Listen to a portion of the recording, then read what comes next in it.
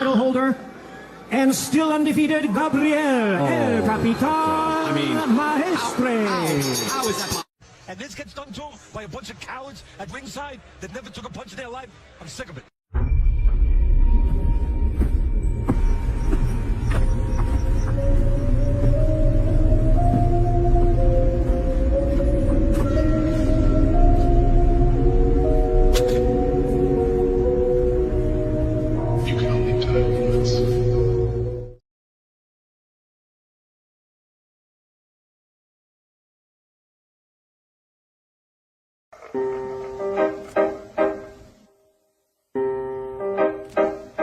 Opportunity at the belt, but once again, we so blessed to fight him. Listen, we're giving you an opportunity. He got the belt. He got the belt. He came to y'all. He got the belt. He did not come to. That's what you say. He did not come. No matter how they try to belittle you, attack your character, create lies and false narratives, understand two things. We dress clean and we fight clean. Salute to the clean fighters. They claim that this community is so drug-free, but it don't look that way to me. And I started thinking to myself, man, what did he do to make them niggas that mad? That usual suspect, kid. You know, I'm not having it. Everybody's a suspect today. Title holder and still undefeated Gabriel El Capitan Maestre. How is that? And this gets done too by a bunch of cowards at ringside that never took a punch in their life.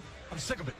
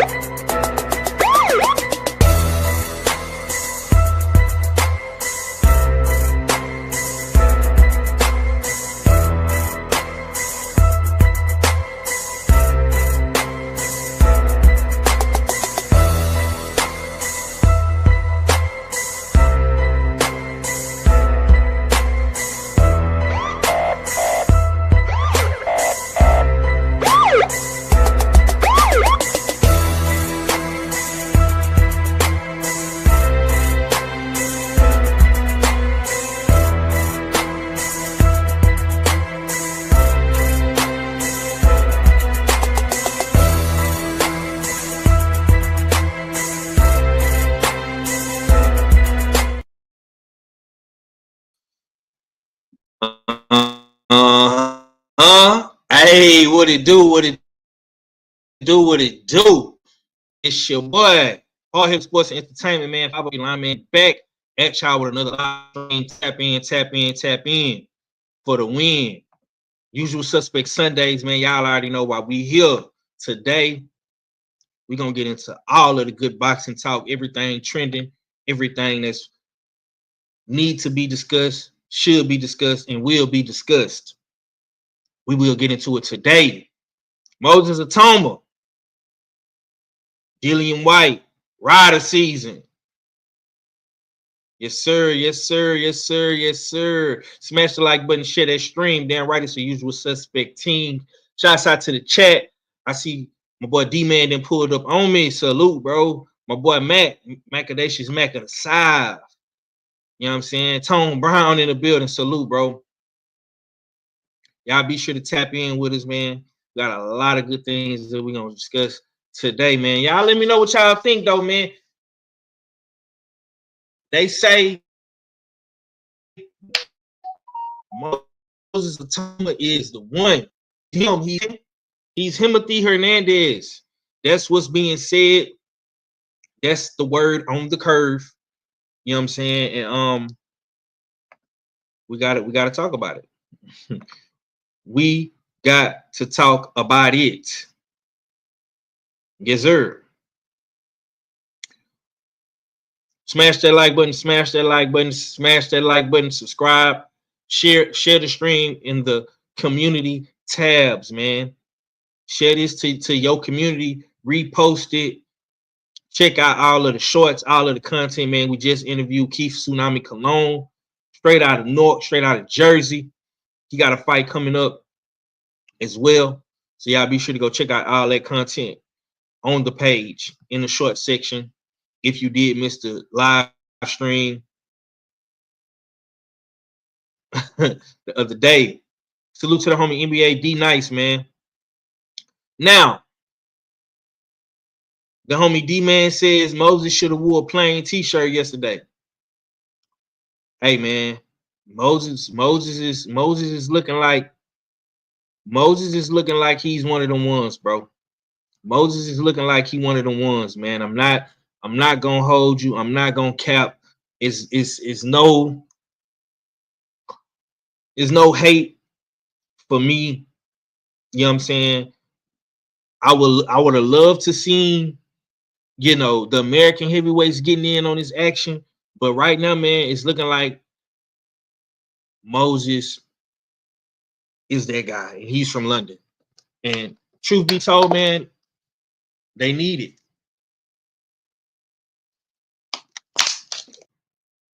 Truth being told, bro, the UK needs a future star. They need a future champion, man.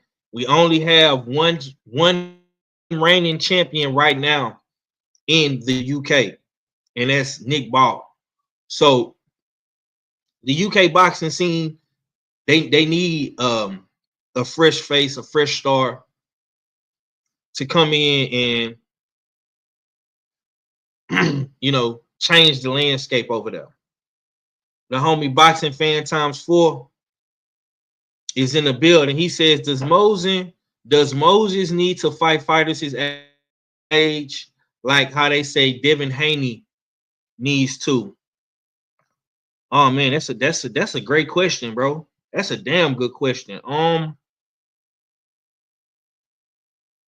For sure. I would say yes to that. Me myself personally, brother, I would say yes to it.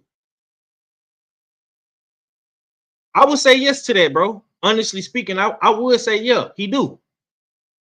Like I say, man, I keep the same energy, bro. I try to be consistent all around the board with all these fighters, man. I don't think nobody is above criticism. And if you do something spectacular, if you do something amazing, man, you deserve to smell your flowers. You deserve that. And the same thing that was said about Devin Haney, it could be said about Moses. But see, Devin Haney, the only difference with Dev is Devin Haney is actually fighting fighters his age. So that's no longer an excuse for Mr. Devin the Dream Haney. I got my co-host in the building with me today, man. The War Report, Art Fella, US number 5, usual suspect number 5 is in the building. What's going on with it, Art? What it do, what you're saying, what a going at your favorite get your most hated Art Fella. Back for another one. Usual suspect Sundays with the H-Town hard hitter. I mean, Mr. Texas Drip. Salute to 503 line. You know what I mean? Starting up early this morning. You know what I mean? This kind of jives with my schedule a little bit better. But salute to you for once again opening the platform this morning. Hopefully the other brothers will pull up as well. It was a decent evening of boxing, afternoon of boxing, but I still have to share my criticisms of, or before I share, I will ask you the question of, do you think this should have been pay-per-view? I mean, it was the hype of Moses. Oh, Moses. But I mean, Moses should have been pay-per-view yesterday afternoon. I thought that was quite ridiculous. It was a missed opportunity to build on the casual viewer. But what say you? For me, I'm gonna say hell to the nah. Hell to the nah. It shouldn't have been on pay-per-view, right? No. If I don't have to pay for Devin Haney versus Brian Norman Jr., if I don't have to pay for David Benavidez versus Anthony Yard, if I don't have to pay for Canelo Saul Alvarez, right? Saul Canelo Alvarez, I'm sorry, Mr. Terrence Bud Crawford, I shouldn't have to pay for Moses Itauma. Respectfully, no. But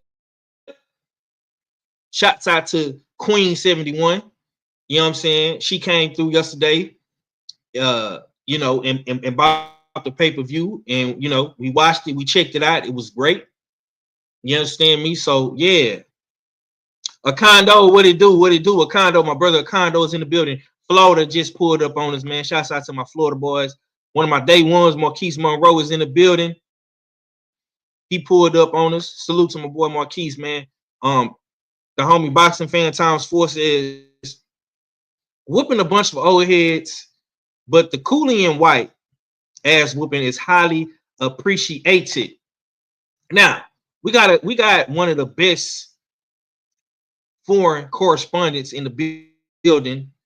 He knows everything we need to know when it comes to international waters. I'm gonna throw another question back to you, Art. Is Moses Itauma him? Is he the next guy to save the European, specifically the Great Britain, the United Kingdom boxing landscape? What say you, Mr. Foreign Correspondent? Now, for one, I don't think he's coming in as a savior. Let me put you in check real quick, Five, because the UK heavyweight boxing scene, it's not on life support. It's definitely lit. It's the American heavyweight boxing scene that's on life support. It's the American heavyweight boxing scene that is looking for a savior to bring it back from the doldrums. Now, it has been more lit in recent past over there in the UK. Of course, some of the elder statesmen that were holding the UK heavyweight boxing scene down are now getting older and are near or if at retirement. And I'm speaking, of course, about AJ and Tyson Fury. You know what I mean? You still have Danny Dubois lurking around. He's a youngin', but he's been proven not to have that je ne sais quoi, that it factor to really hold down the UK heavyweights and just the world heavyweights for a long amount of time. And I think people are getting excited with the fact that Moses is so polished at a young age. He's more polished than almost than Danny Dubois is right now at the age of 28 years old.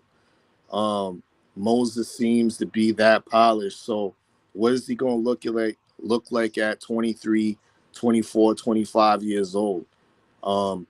If he grows another inch and a half, if he continues to build onto his physique and get more shed that baby fat, because he is still a little bit fleshy, and can stand to tone up a bit. But from what we see of him now, the UK heavyweight division is definitely has great upside and is in great hands for the future.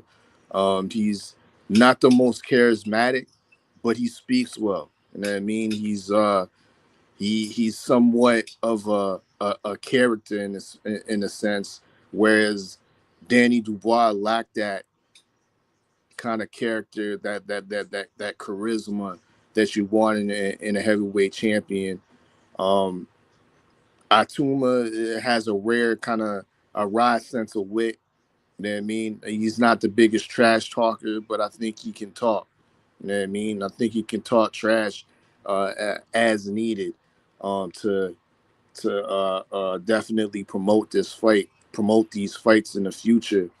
I like how he stated when the announcer was trying to corner him into fighting Usyk, he deferred to say, I think Joseph Parker and Adja Kabayel deserve it more than me. But if I get the Usyk fight, I'll definitely take it by both hands. So, yeah, they got one over there. But yeah, there's no saving of the division over there. They lit. We need a savior.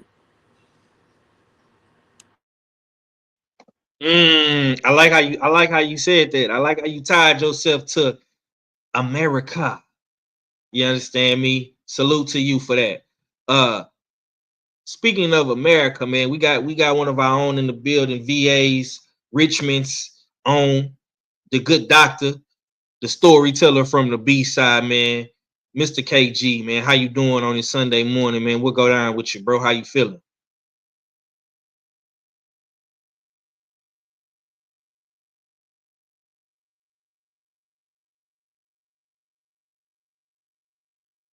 I can't hear you. No sound from you, K. No sound. You're not on mute, but I don't know what's going on with you. Maybe you need to fix your settings on stream on your laptop, bro. But you muted for whatever reason, brother. You gotta fix your mic, bro. I'm hearing some type of audio.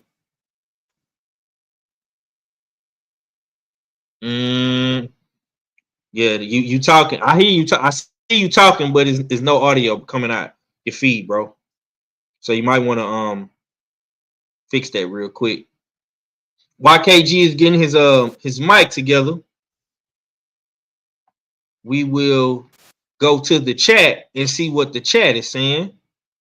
My brother Acondo say he didn't watch boxing, watching NASCAR, Bubba Wallace spanking until his team fucked up at the pit stop. God damn. They fucked up Bubba Wallace run, man. Salute to NASCAR, man. Salute to Bub, man. Definitely a fan of Bubba Wallace for sure, man. I didn't know you was into the NASCAR racing, my guy. Salute to you. Salute to you for that. Kay, you back?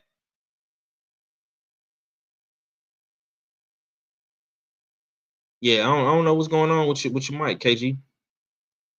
If you want to come out and come back in and just fix the settings on your mic, bro.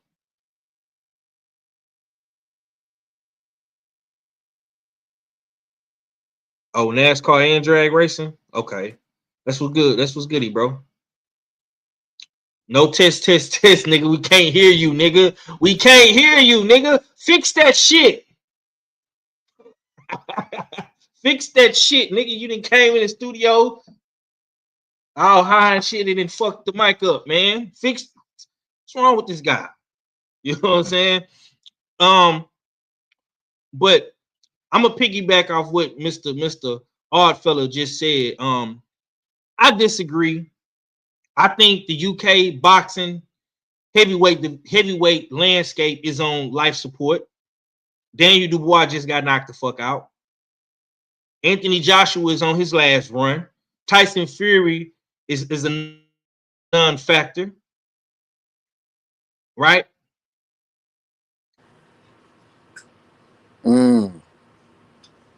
What about Fabio though? Fabio, we don't know how good Fabio is, man. We still got to figure out how good Fabio is, man. I like Fabio. He's my guy. Now you know I like some Fabio Worley. You know what I'm saying? Him beating Frazier Clark, David, another one. David Yolihu. I'm not sure. Adelaide. They got plenty youngins. I mean, they taking L's, mind you. But we got some young boys over here. No, we still got Rocco. We still got Big Baby Anderson. You know what I'm saying? Yeah, the pool's shallow, bro. The pool is shallow. I think it's shallow on both sides, though, bro.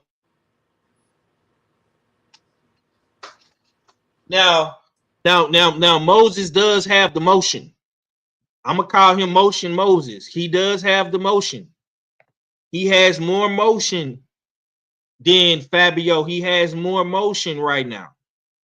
He got more motion than Daniel Dubois. He got more motion than David. He got more motion than all them guys over there.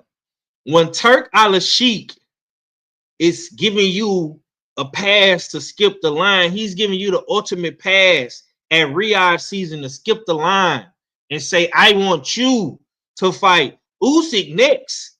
Oh, my brother, you got all of the motion, bro. You can skip the line.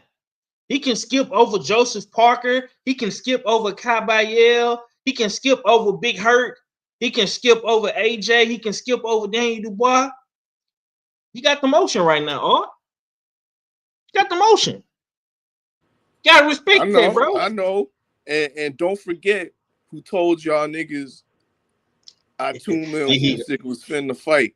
You know what I mean? By the end of 2025 or 2026. They was trying to get this kid in for a championship. And niggas was looking at me sideways. And look what's coming to fruition. Yeah. Nobody looking at you sideways. Nobody looking at you sideways, bro. I don't even know what the hell y'all talking about. Okay, KG, you back, my boy. You fix your mic. Salute to Ron. if it wasn't sideways, it was straight faced. You know what the fuck was wrong with my mic? Pay attention to the lights. Hot nigga shit, go ahead. Pay attention to the lights, man. Pay attention to the lights. You know what I'm saying? So if your kids ever use your shit, they press buttons that you usually don't use, so you don't pay attention too much. Mm-hmm. Like, I remember when I thought my camera was broke on my computer. I took that bitch to Geek Squad, and the motherfucker said, "Hey man, we can't find out what's wrong with your computer." And then they said, "Hold up, have you thought about pressing this button right here?" They pressed the button, the camera came right back on. I said, "Get the fuck out of here!" I said, "My computer been sitting with y'all niggas for 2 weeks, and y'all took the bitch apart, couldn't figure it out, and all it was this damn button." So same thing. There was a mic button right here with a circle on this motherfucker that I've never pressed, and I'm like, never paid attention to this little light. And I pressed it, and I said, test, and that shit started lighting up green. I said, so there was nothing wrong with my mic. So D-Man, I know you waiting for a damn fucking Wi-Fi hiccup on my end, man. Don't happen like that. It don't happen like that. Yeah, you got to wake up a little bit early in the morning to catch your boy slipping. My Wi-Fi is good. I tried to told you. KG, man, I'm gonna come you, bro. Yeah, KG coming in hot. Nas mic working for sure. I'm gonna ask you, bro. Like, what? We don't gotta necessarily talk about the fight. We can say that for the beltway, but I want to ask you about the trajectory of Moses, man. They saying Moses is him. Now, does he pass the good doctor test? You know what I'm saying? Is he one of them ones to you now, based off what you seen yesterday? All right, I'm gonna say this in preface. The first time I ever heard this term came from the foreign correspondent. UK domestic level,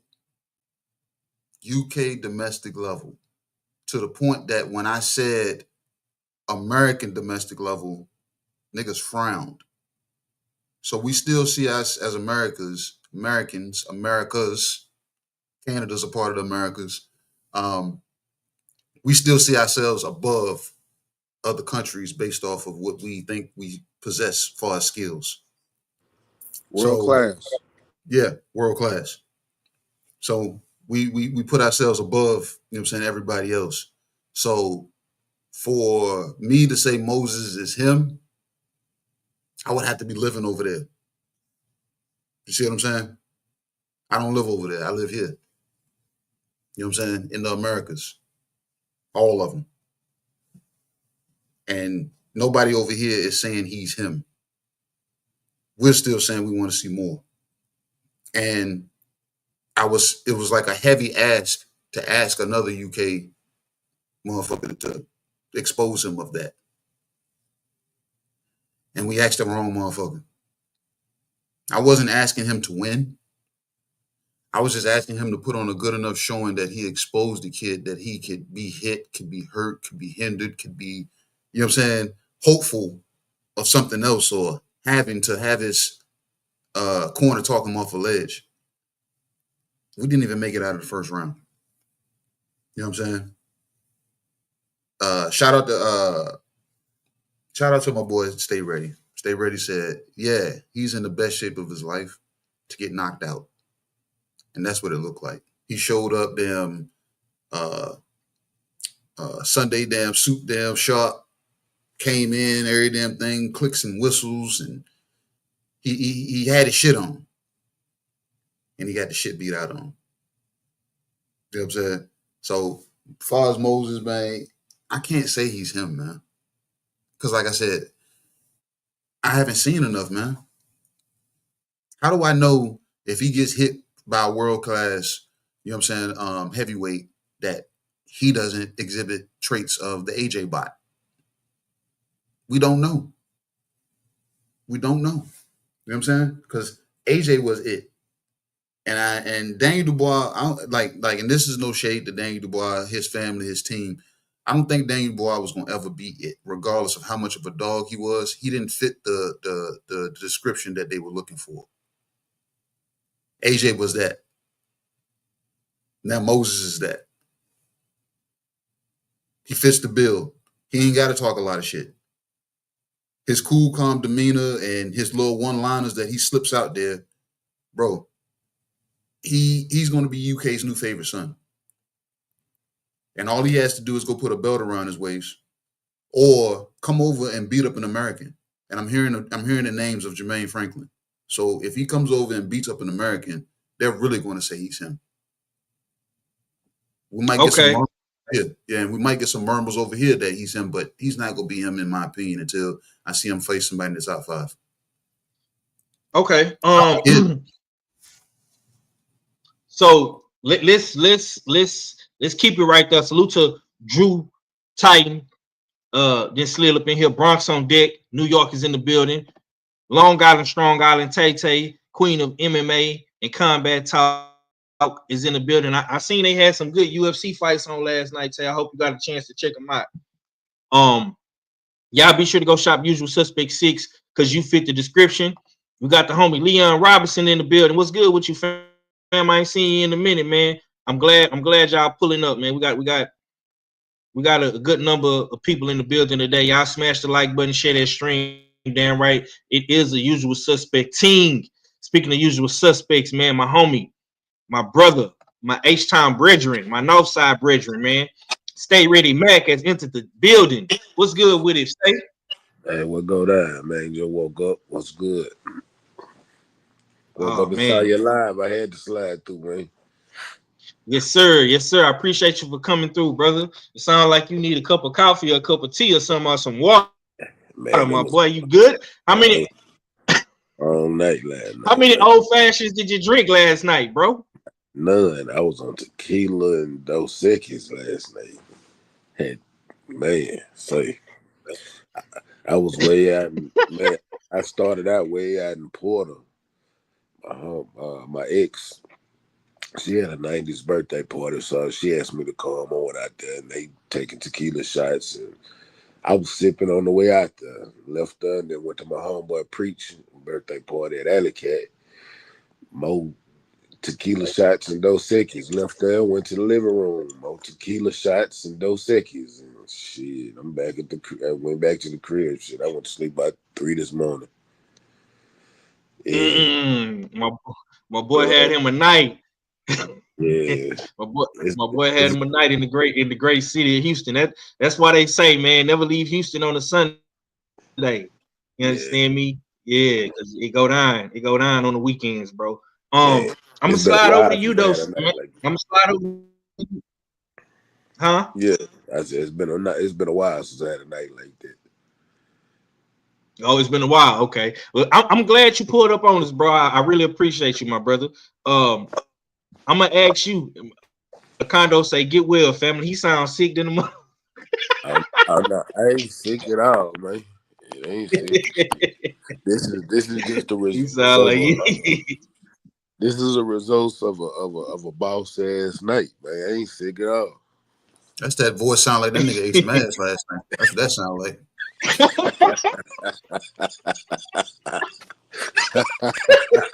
I know the ass eating voice when I see it. You know what I'm saying? When I hear it, goddamn it. You ain't fooling me.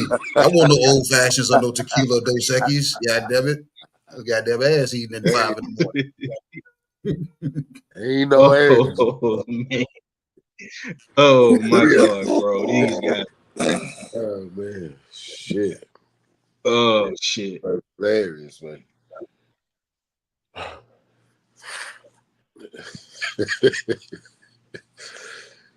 Oh shit. They can answer the question though. I didn't even hear the question. He was asking you about Moses Itauma, man. You know what I'm saying? Is he him?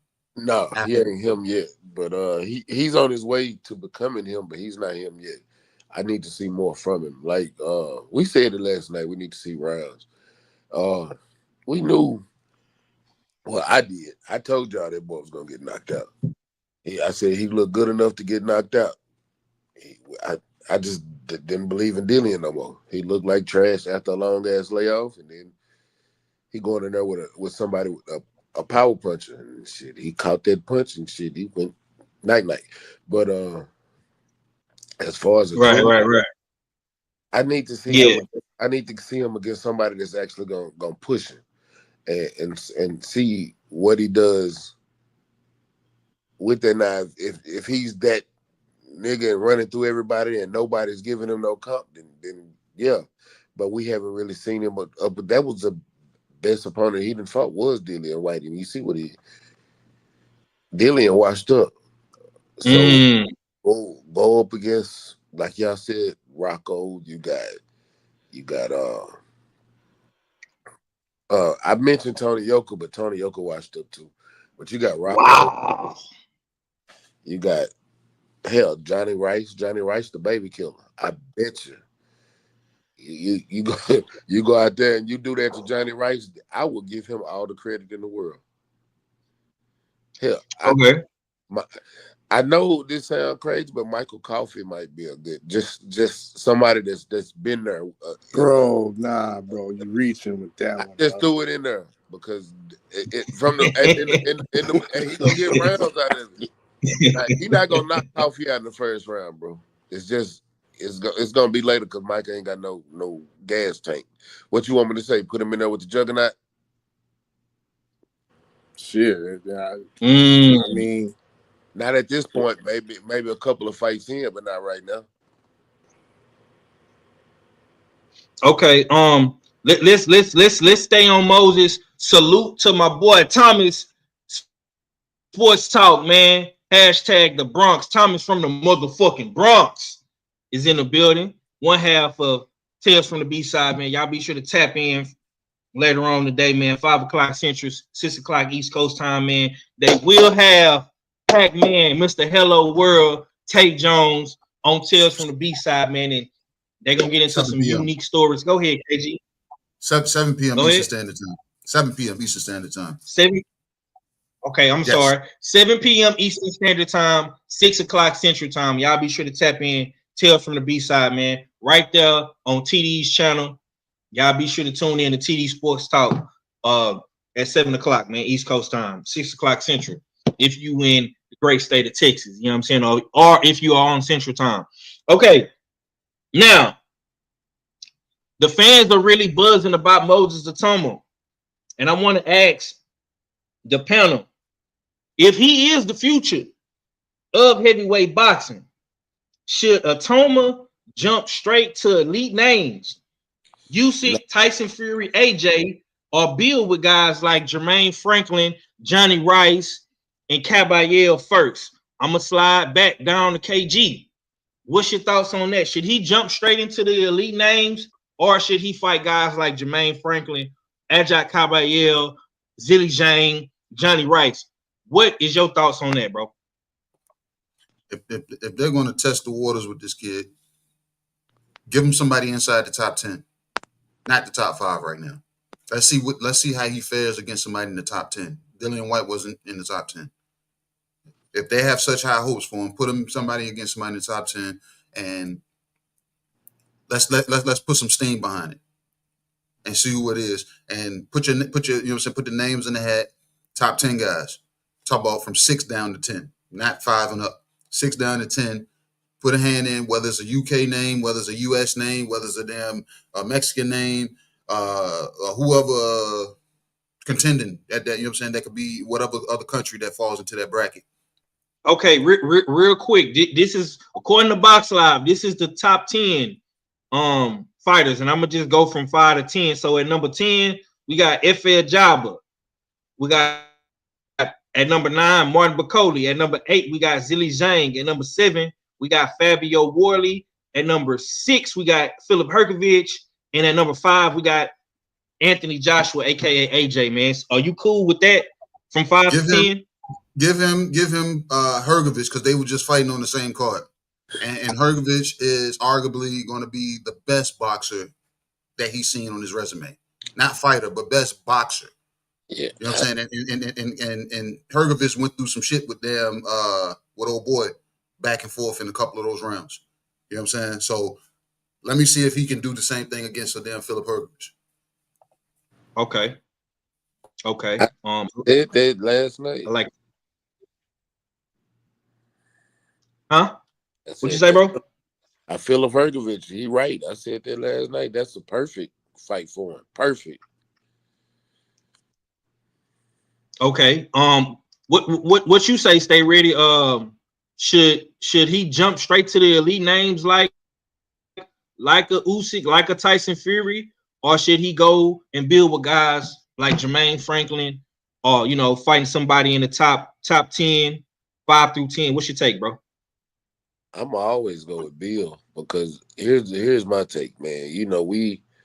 We don't let fighters build no more. We don't develop these fighters. You throw them in. That's why a lot of them get beat up so bad after we thought they were the goods, because you're not building your fight up. You're throwing them in the fire early. We need to get back to that.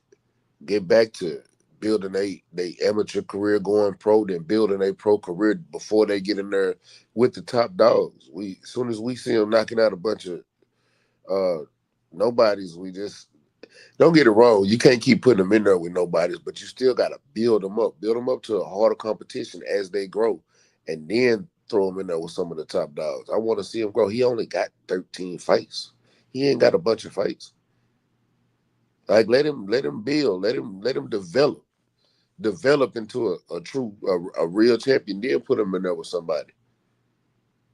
The homie Tom Brown threw a name out there, and I want to ask you about this, because I know this shit. This the homie. You know what I'm saying? Jared Big Baby Anderson. Shit, Jared Big Baby. He got Big Baby Miller problems first. He need to handle that. I know he pulled out the fight, but nah, he got Big Baby Miller problems first. Let him beat up or beat him up. We got to find out who the real Big Baby is first, and then we'll talk about that.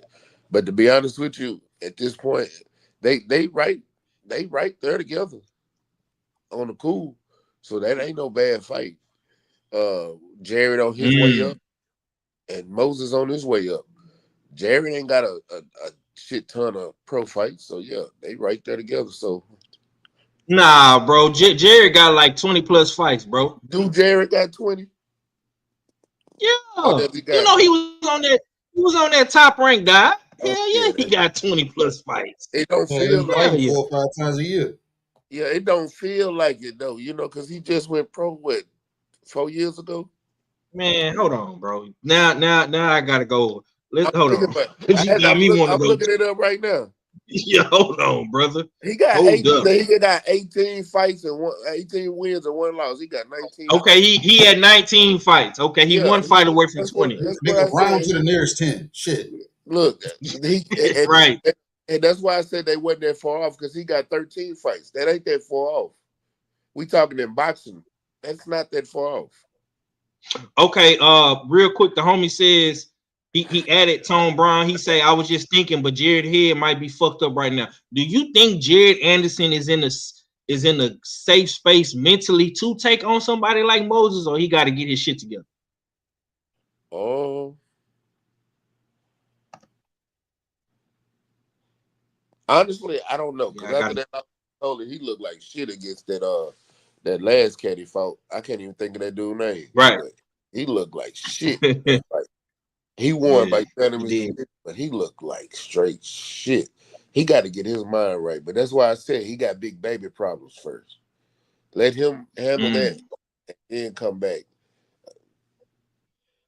Because you can't let Big Okay. Baby. You can't be out here in these streets making it seem like Big Baby done pumped you. I don't give a Got you. damn. Got you. Got you. Hey, I don't give Oh, a damn about records at this time. You let this nigga, this old ass nigga come in there and punk you. Nah, fuck that. Go whoop that nigga ass. You know how we are in the streets. mm.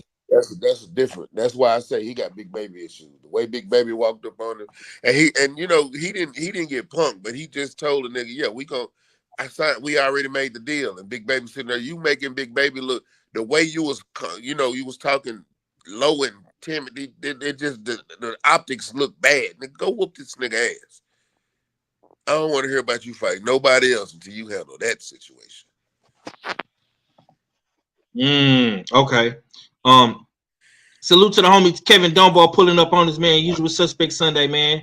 Y'all already know what it is, man. Smash the like button, share that stream. Damn right, it's the Usual Suspect team. I appreciate everybody for tuning in today. We got KG, we got the Odd Fella, the War Reporters in the building. Stay ready, Mac is in the building. Hopefully my brother Red can pull up on us, man. But if not, we'll see my brother on the Beltway real soon. Probably tomorrow. I say the four correspondent for last, man. I know this is your area of expertise, man. So take us home with this topic, man. Do you want to see Itauma jump in straight with the elites, or do you want him to build some more? Absolutely not. He's not deserving of a title shot just yet. Me and KG was talking about this behind the scenes, and a loss can definitely mess up Moses psychologically, and depending on what type of loss it is, if it's a devastating loss because he hasn't went through the rigors of finding out if he has a world-class chin, finding out if he has a gas tank, to be able to endure world-class punches in the later rounds. That might be a high risk to take so soon. So I'm on the side of seasoning the food before you know what I mean, before you plate it for the world to see.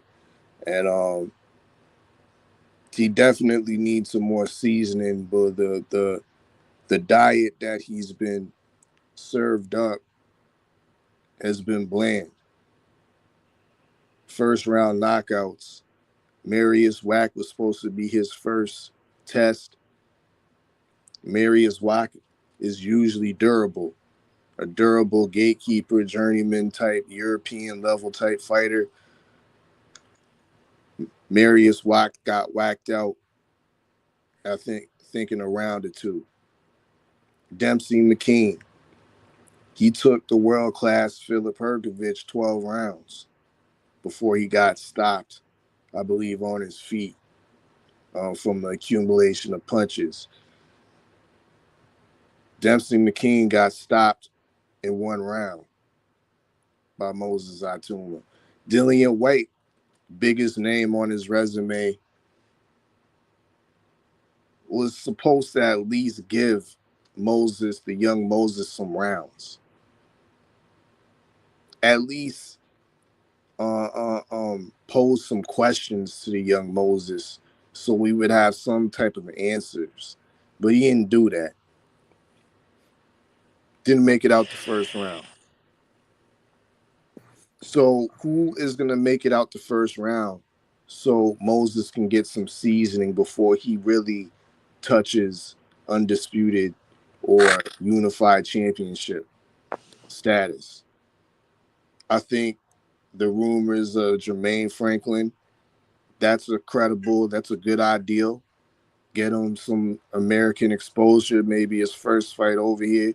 And Franklin is definitely durable, never been stopped. He's defensively responsible, and due to the cachet of Moses, you know Jermaine Franklin's going to come in his best shape because there's a threat that comes along with fighting a guy like Moses. But I'm also with the fights in the kind of the lower top 10 of the heavyweight division, whether it's again Hergovich, that makes a lot of sense since they was fighting on the same card. Hergovich got the win over David Adelaide. That's maybe a second or third fight in front of like the kind of like the British fan base. So that kind of makes sense. But Martin Bakole is a guy that I think may be a somewhat of a test, a good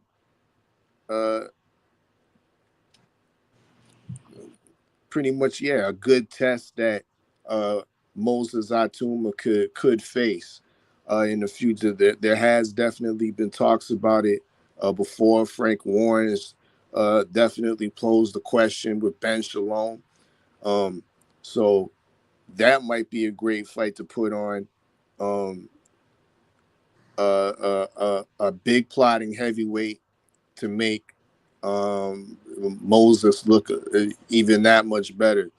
But I think Bakole might give him some rounds though. But the seasoning is key. 13-0, has a limited amount of rounds against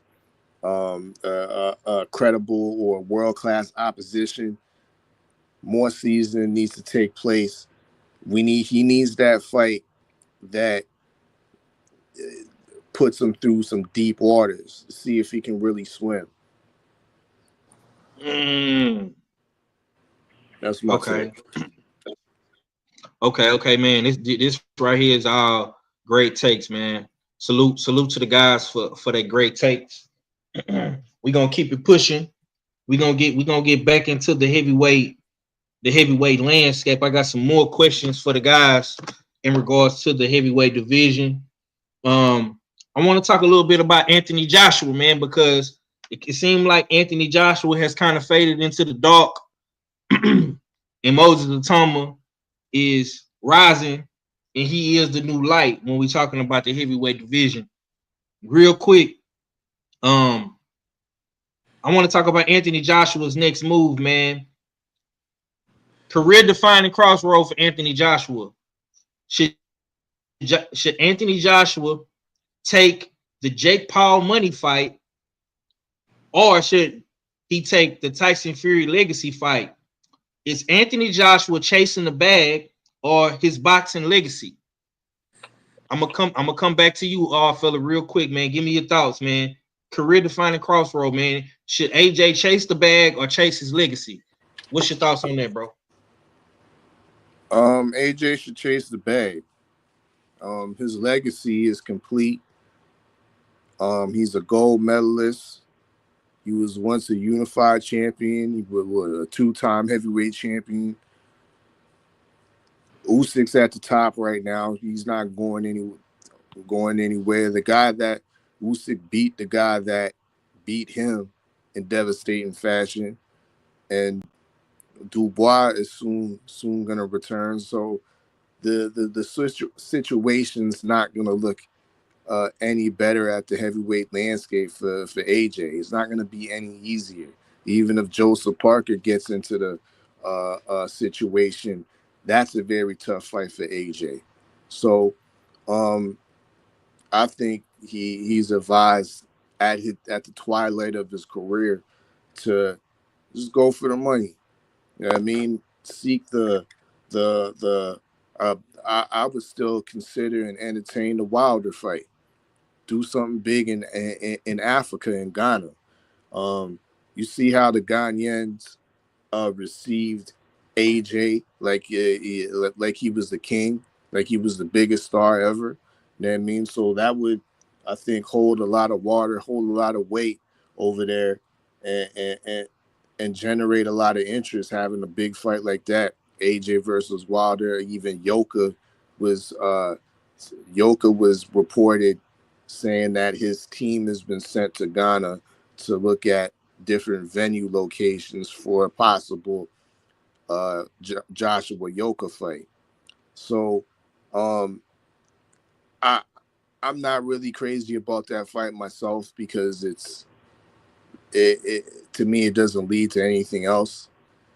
Like I said, I think AJ's in the twilight of his career. You might have one or two fights left, and you might as well cash out on him.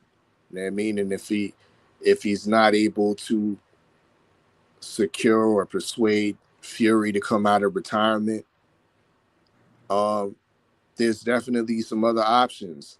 Like I said, I'll repeat, you got Wilder. You know what I mean? And you also have, of course, Jake Paul. But what I'm more intrigued with is that Andre Ward fight, to be honest. And I'm kind of questioning why Andre Ward has picked him out of all the heavyweights in the landscape that he wants to come out of retirement to. But that, to me, is definitely a Netflix, DAZN, a collaborative type of fight that I think would do crazy numbers.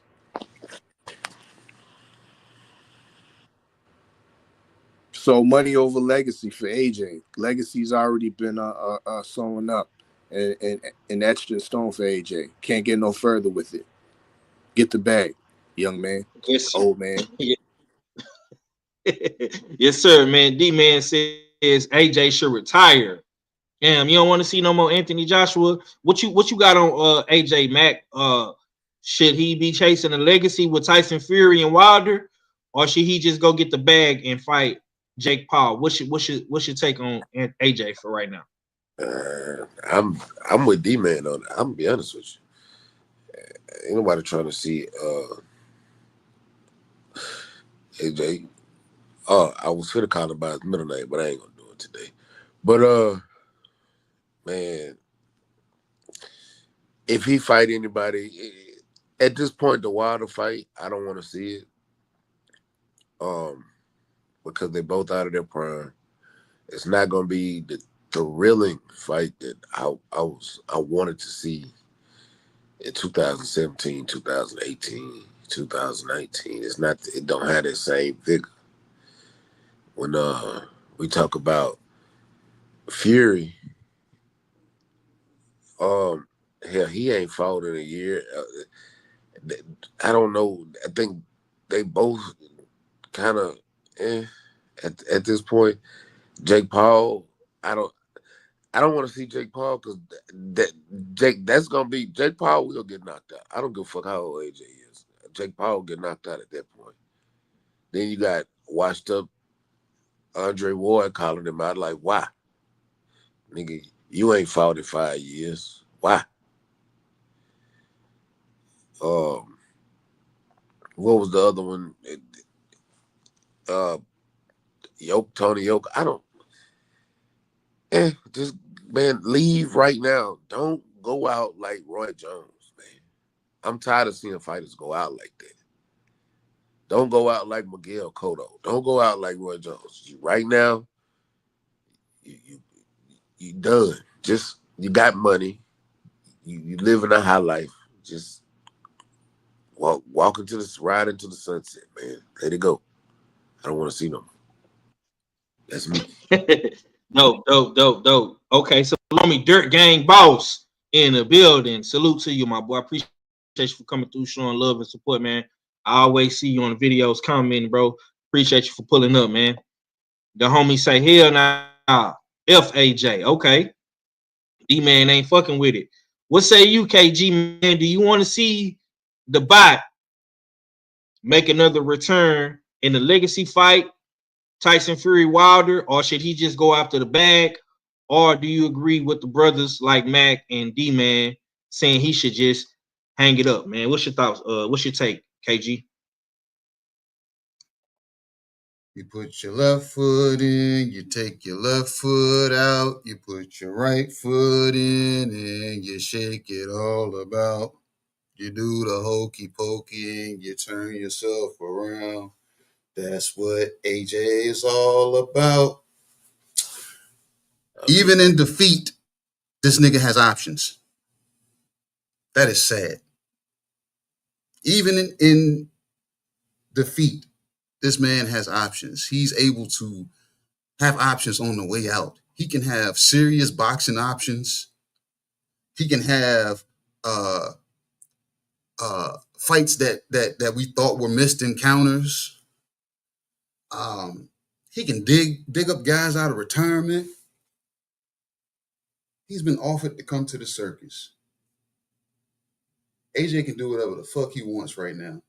I'm not going to agree with Mac and D-Man and say he should retire because this man has entirely too many options for somebody that's coming off of a L that everybody knows he's playing the hokey pokey. He has 1 foot in and 1 foot out, even considering a Jake Paul fight.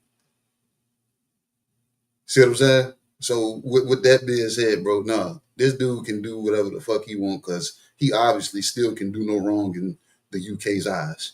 And they're still daggone fucking them looking for something to keep him, you know what I'm saying, in the spotlight. And don't be surprised if Moses Itauma and Anthony Joshua don't end up on the same card, sharing a card together. The one torch passing on to the young torch, and he's going to salute him and pass him off to the people. That's what AJ is going to do and what he should do. Pick one of those options because you got him.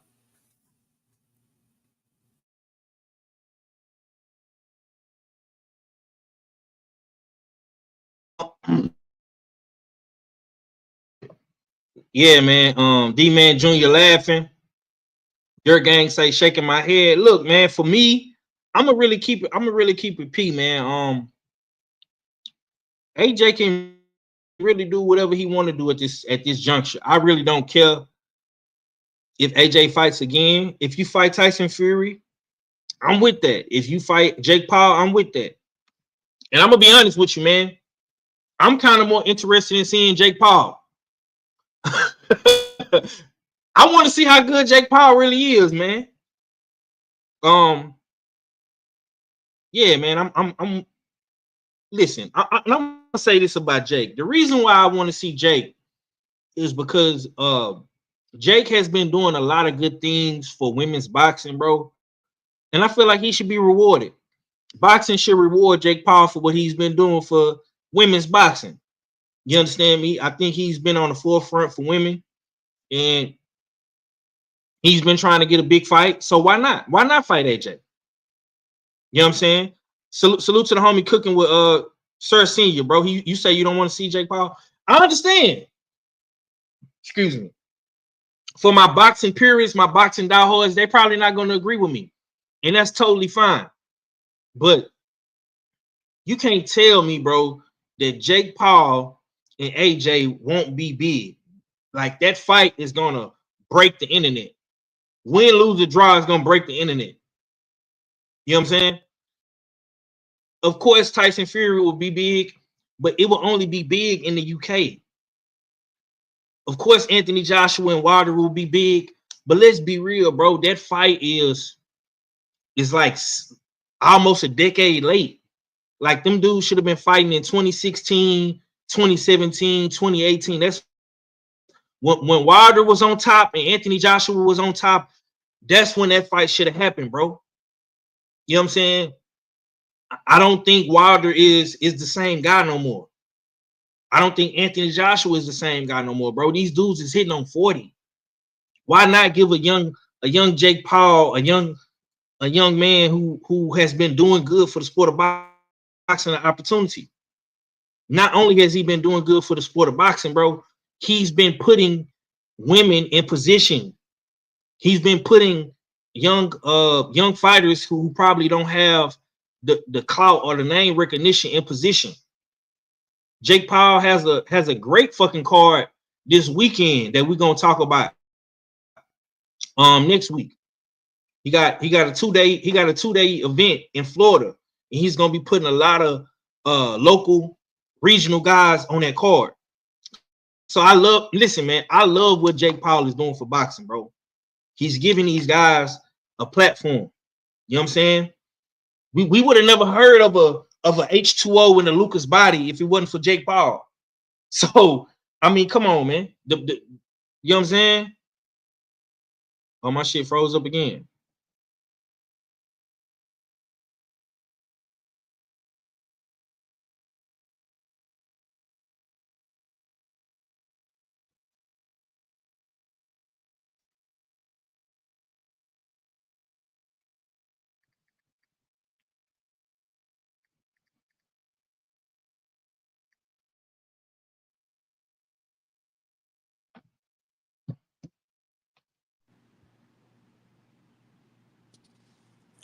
Is it my side or did the volume go out?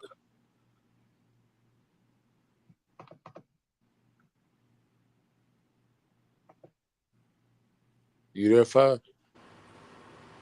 Can you hear me? I can hear you, Art. Can you hear Five? No. I think five shit went out. Okay.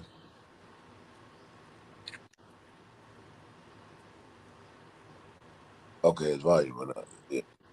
Yeah, we gonna let Five get his Get everything back together. Man. What fights do we got coming up this weekend? shoot. I don't think we got any big fights coming up. Although the biggest fight would be for that vacant IBF welterweight title. Yeah. Patty Donovan and what's his name, Lewis Crocker in a rematch. That fight, the first fight was pretty entertaining. I can't lie, but is it worthy of a convo? What about No. what about Nikita Zoo? You know, he fighting Wednesday. Tim Zoo. I'm not high on Nikita Zoo, bro, at all. Like I liked it. Like my love for the Zoo family extends to Timmy, and that's it. Yeah. The key to ain't shit to me, bro. Like, yeah, damn. But who Nikita fighting? Is he stepping up in competition? Man, he's fighting. Not really. He's fighting this kid named Lose Him Ismaili. Who? Exactly. Yeah. But I do say you do got a good fight on Saturday on the zone with Jermaine Ortiz, Yoenis Tellez fighting. Mm-hmm. Yeah, they got a good fight this weekend. And you got I think they fighting in Florida actually. Who else we got this weekend? You got the Yankee Riviera kid. He's yeah. fighting. It's I'm not gonna lie, bro. It's a bunch of fights we have on the zone, man. But my bad, y'all. I'm go ahead. StreamYard. Nah, StreamYard. Mark your motherfucking days, man. Cause I'm really getting tired of StreamYard, bro. Just a nigga paid damn near $50 a month, $200 on my internet bill. I got high speed internet, man, and this shit be tripping, bro. I got you, KG. My bad, bro. It should be pissing me off, man. Like I'm really, I'm really getting tired of StreamYard, man. We're gonna have to take our talent somewhere else. The StreamYard is not appreciating the six. You know what I'm saying?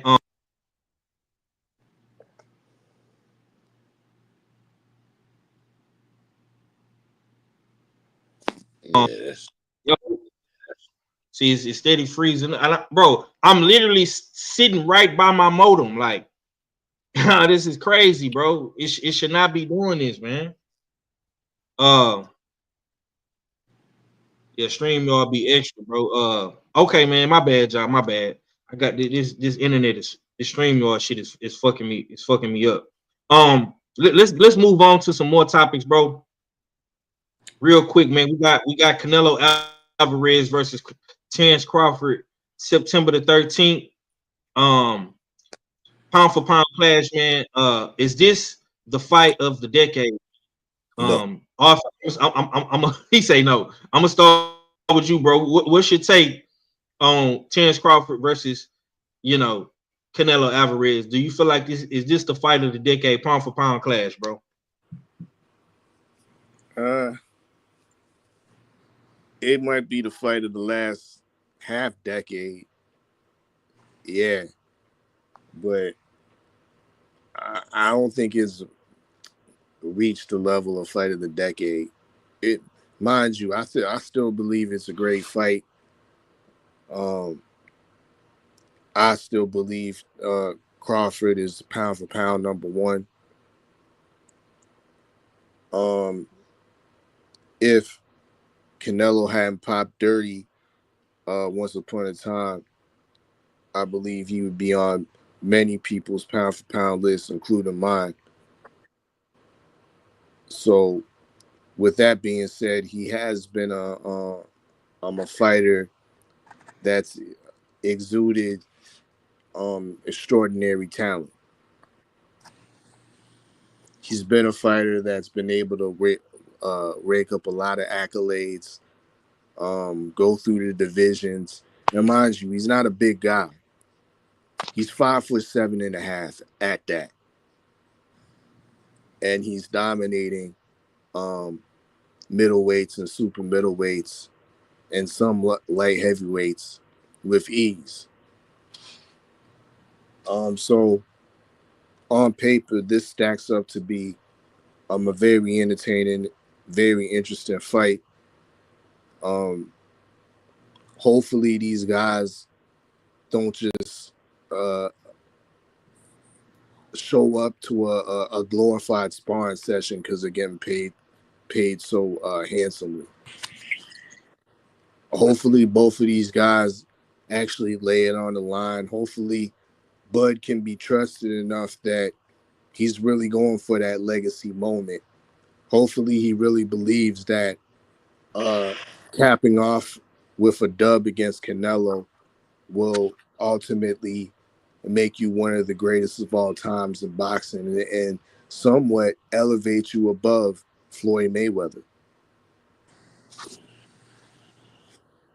But no, I can't agree and say and reach and say that this is the biggest fight of the decade. Maybe the half decade, though. I'll give you that. That's my take.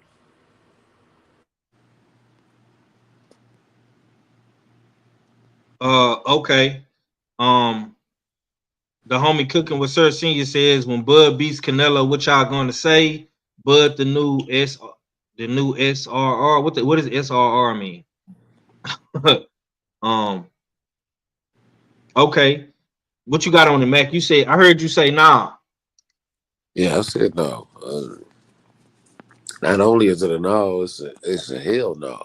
But I'm not saying it's not a great fight. It is a great fight. But if we go in this fight and we see a dominant performance from one of these fighters, are y'all gonna call this a fight of a decade? Because we said Earl Spence and Crawford was the fight of the decade. We said we look at the Gringo and Tank as one of the biggest fights that happened in the last 20 years, let alone the decade. Is this one gonna compare?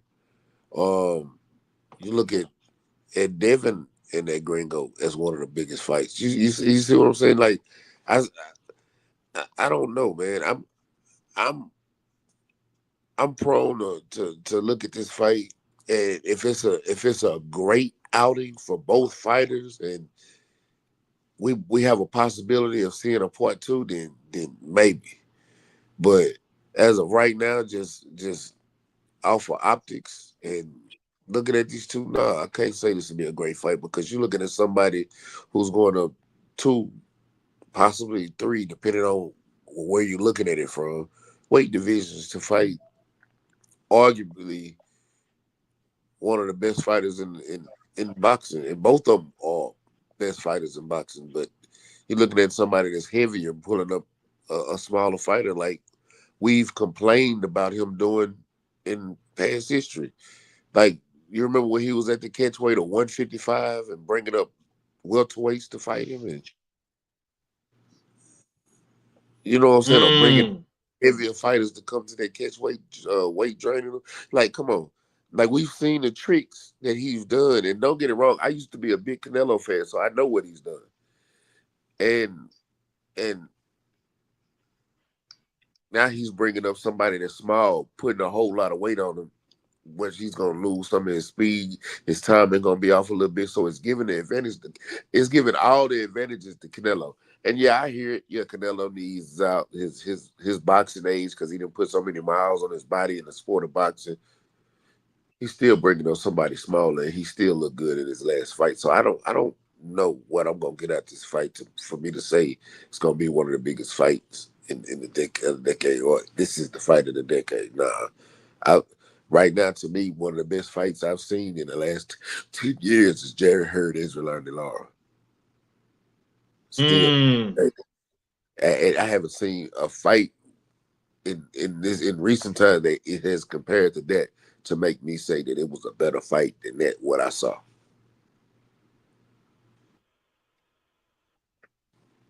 Okay. KG, what you got on this, man? Salute to the homie G5. Gabe in the building. What's good with you, bro?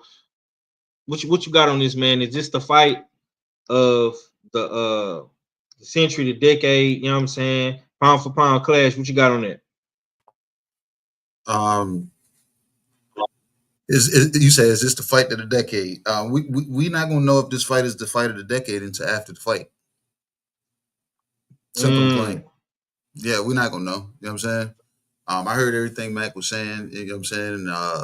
As far as Canelo bringing people up and everything like that, but I think this has been a slow burn for Bud.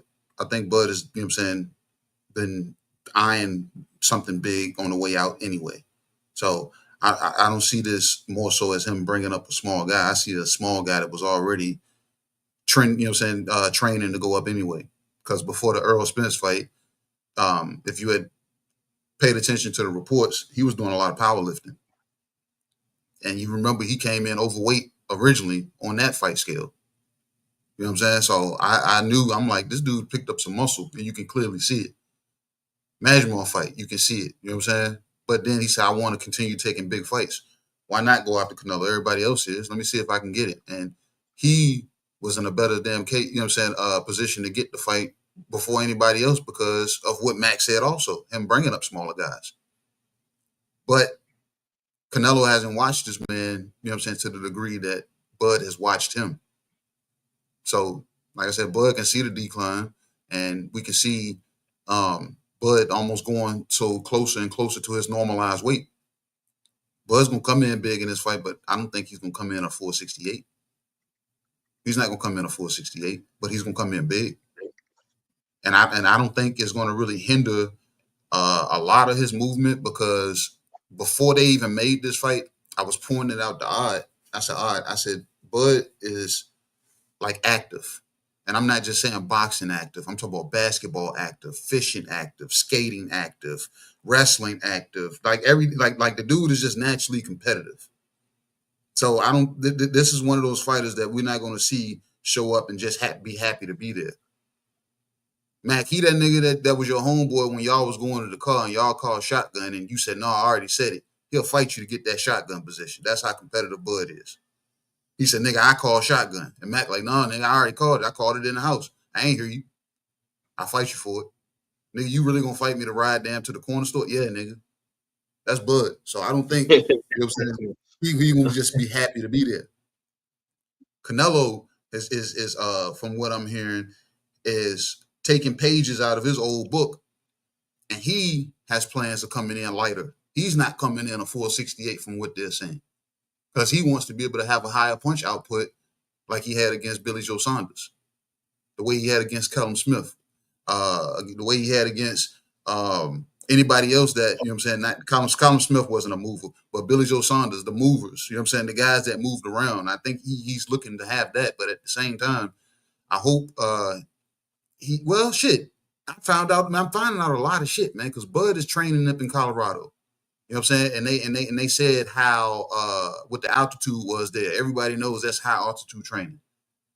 I'm hearing something else. They saying Canelo is training in Lake Tahoe, and that elevation is higher than what damn Bud is training at. So Canelo is looking for a gas tank.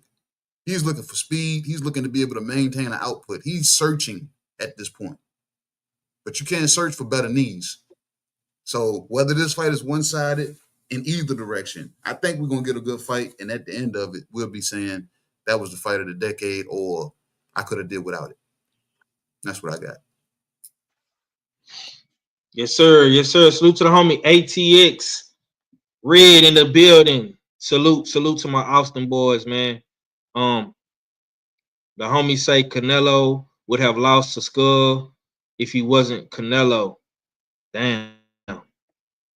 Okay. Yeah, for me, man, I like it's hard to really say if it's gonna be the fight of the decade, man. But on paper, it is the best fight that we have when we're talking about the best fight and the best thus far. You know, we have always complained that Canelo don't fight black fighters and he don't fight none of the young guys or none of that bullshit.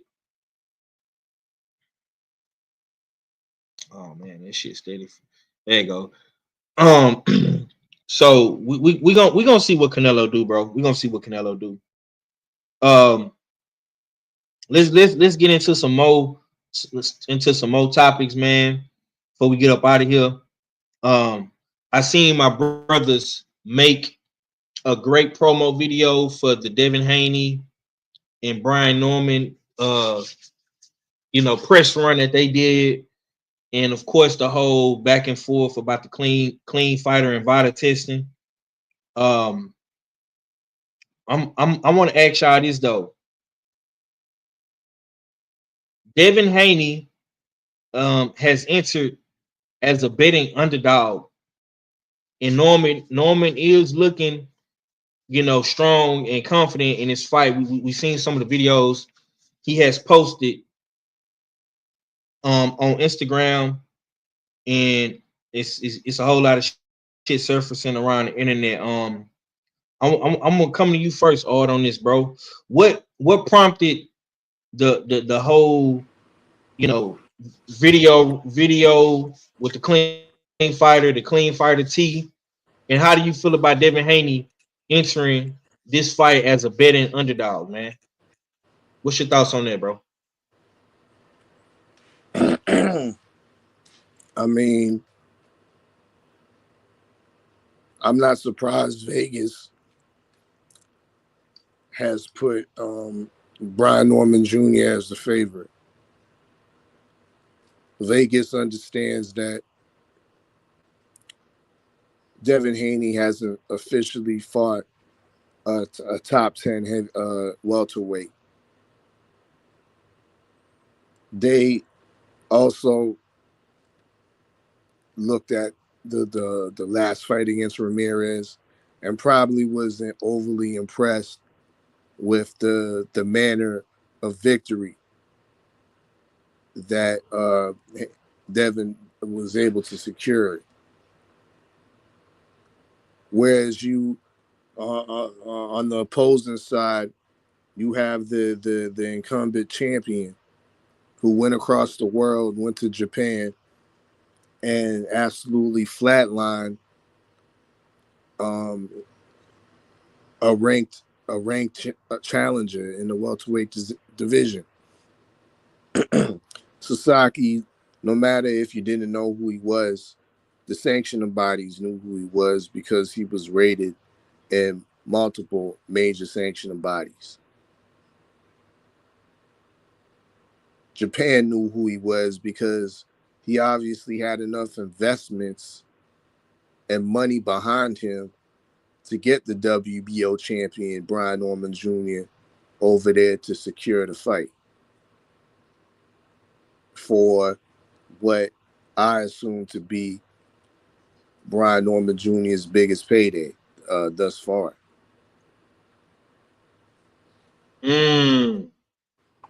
So I'm not surprised once again, by the manner of victory that Brian Norman Jr. Defeated Jin Sasaki, that reverberated through the boxing world. And casuals and experts alike started paying a little bit more attention to the skill set and the perceived specialness of Brian Norman Jr. Therefore, he's the favorite right now. Yes, sir. Yes, sir. Okay. I'm gonna slide to Mac. I want to ask Mac. Is Devin Haney biting off more than he can chew at 147 against Brian Norman in his power, bro? What's your take on that? And you're a betting man yourself. How do you feel about Devin Haney coming in as the betting underdog in this fight, bro? Yeah. Me being honest and non-biased, and I know people not gonna like my take. He should be the underdog. He's not. He's moving up in weight. Yeah, he fought his last fight at 147, but everybody complained about that fight he ran. But it's boxing, man. It's hit, not get hit. It's do your thing. But he didn't look good in his last out. Now you coming up against somebody like Brian Norman, who is a champion, and you moving up to 147. Yeah. What did y'all expect him to be the overwhelming favorite? And the last couple of fights he had, he didn't look good. Like, we got to start being more realistic, and especially when it comes to boxing. We have to take. I know we got our favorite fighters, and we put a whole lot of hope and a whole lot of a promise behind a lot of these fighters, but just being honest and looking at it from a purist standpoint, like, he's moving up and not looking good in the last two fights. Vegas gonna look at it like, you're looking at somebody who's been knocking out his opponents, who's looked good against slick fighters, mind you.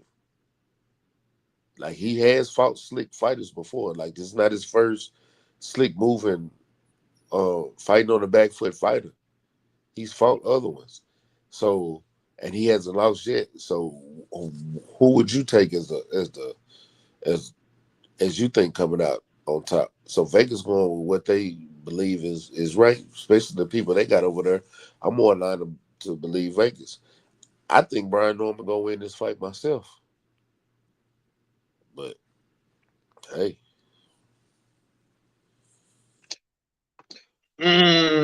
Okay.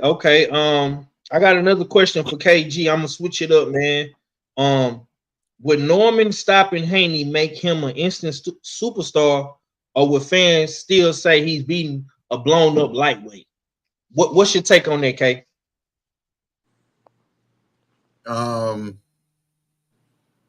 Anything above 140 pounds is the welterweight division. Just because you're not at the full 47 don't mean you're not at the division. You fought at a catch weight, but you didn't fight at the 40 division. So technically, Devin Haney is a 147-pound fighter because he fought above the 140-pound limit. And your question was, would it knock him into stardom? I think so. And I say that because of Devin Haney's promotion. The way Bill Haney, you know what I'm saying, puts his son up on the pedestal as he should. And like I said, it took me a while, but you have to separate Bill. You got to separate Bill the father from Bill the promoter. So I'm not speaking to Bill the father. I'm speaking Bill the promoter. Bill the promoter, based off of the way he's promoted Devin Haney. The way he's, you know what I'm saying, walked in and kicked in doors and says, my son this, my son this, my son that, my son this. If he beats Devin Haney in devastating fashion, it gives the Devin Haney haters, you know what I'm saying, a platform that's going to falsely, you know what I'm saying, inflate Brian Norman. But that's going to them, you know what I'm saying, be bombarded by the new actual fan core that I think Brian Norman can produce from this fight if he does something in, you know what I'm saying, in that fashion. The same way he went over to Japan and knocked 6 weeks out of Sasaki and left with new fans, and he had a lot of people there watching. He's gonna do the same in this fight because, like I said, he's already goes on the platforms and speaks himself to being a blue collar fighter. I fight for the people. I'm a working man. You know what I'm saying? I don't walk around with security. I don't have to be worried about high fashion. You get what I'm saying? So he relates more so to a lot of people that's, you know what I'm saying, that have to get up and go to jobs every day. If they see that dude get up and actually beat, you know what I'm saying, the glorified guy, you know what I'm saying, per his promotion, yeah, Brian Norman becomes a household name because of how much Devin Haney has been talked about. If Devin Haney wasn't, you know what I'm saying, pumped up the way he was, the way he is, Brian Norman would just be beating Devin Haney, a guy that just moved up to 147 pounds that he introduced to the division. But no, if he does this, that Brian Norman, the champion, the already champion, they're already shown on the, you know what I'm saying, on the flyers. Like I said, they're showing it in the flyers. He's on the A side. He's not on the B side. He's on the A side. He's the champion. He's the, you know what I'm saying, he's the guy that's actually been there. So Vegas is putting him as the favorite because of, you know what I'm saying, of an old school motto, man. You're only good as the last nigga you killed. And Brian Norman, you know what I'm saying, not only killed the man, but when they resurrected him, he lost 6 weeks of his life. You know what I'm saying? And Devin Haney, the last time he's had a knockout, I'm gonna be honest, I can't remember when. You know what I'm saying? So that right there in America, like I said, we're in America. They want to see, you know what I'm saying, see people get knocked out. That's what asses in seats. You know what I'm saying? So if Dev's gonna come out here and put on a master boxing class, he's gonna have to really do that. But if Brian Norman comes out here and puts on another, you know what I'm saying, knockout demo, and Devin Haney being the victim of it, it's not a good look because, like, I think it multiplies it because of who it is, because of the promotional's voice, not the actual fighter. So yeah, that's what I got. Yeah, man. I'm gonna say this, man. This is one of the best fights of 2025. I'm so happy that Devin Haney and Brian Norman is fighting. My biggest question going into this fight is, will Devin Haney show us the old Devin Haney? You know what I'm saying? That's really what I want to see for real. But we got to see what happens with that, man. Salute to the homie, PGH Big Dog, coming through. I see you, bro. Now let's keep it pushing. I want to ask y'all about this Lamont Roach Tank Davis situation real quick. Tank Davis has been released from jail. Charges dropped. I'm gonna come to you, Mac. Should Tank Davis focus on big names like Shakur and the guys at 135 instead of running it back with Roach? What's your take on that?